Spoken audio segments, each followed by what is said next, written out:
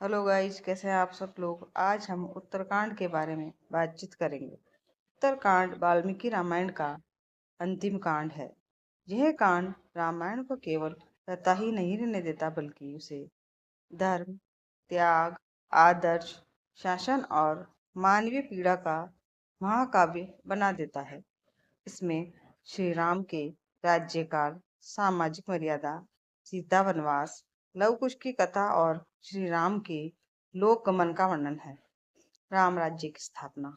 श्री राम के राज्याभिषेक के बाद अयोध्या में राम राज्य की स्थापना होती है।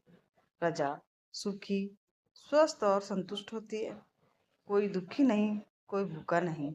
धर्म, सत्य और न्याय के आधार पर शासन चलता है। यह आदर्श राज्य की कल्पना प्रस्तुत करता है। प्रजा की शंका और श्री राम का धर्म संकट। एक धोबी द्वारा सीता माता की पवित्रता पर प्रश्न उठाया जाता है।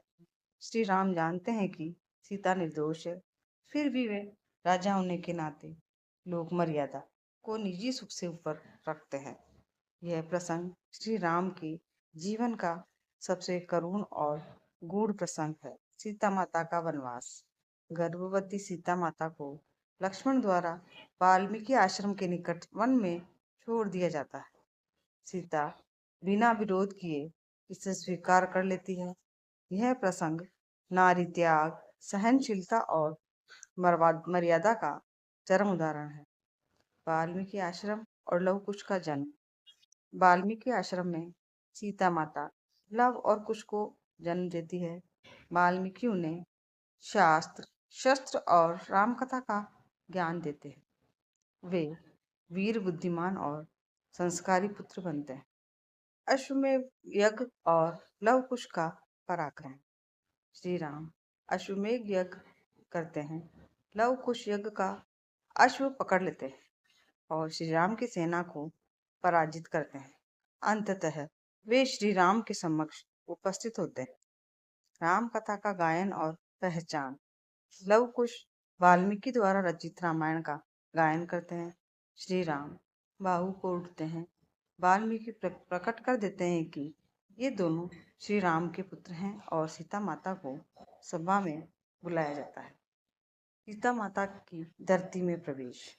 सीता माता पुनः अग्नि परीक्षा से इनकार करती है और धरती माता से अपनी पवित्रता की साक्षी देने को कहती है।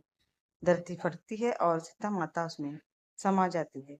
यह रामायण का सबसे करुण और दार्शनिक क्षण है। श्री राम का लोक गमन। सीता वियोग के बाद श्री राम राज्य का भार पुत्रों को सौंपते हैं और सरयू में प्रवेश कर अपने दिव्य स्वरूप में लीन हो जाते हैं। इस प्रकार राम कथा का सांसारिक अंत होता है। उत्तराखंड का वापस चले तो बंद कर। उत्तरकांड का महत्व।